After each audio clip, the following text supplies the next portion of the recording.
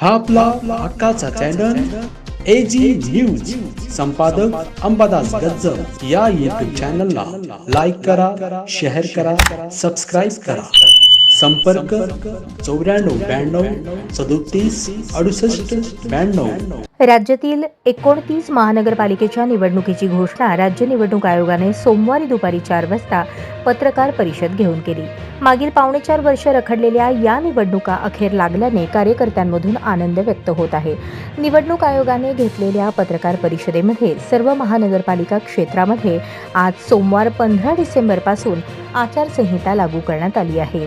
23 ते 30 डिसेंबर दरम्यान उमेदवारी अर्ज भरता येणार आहेत.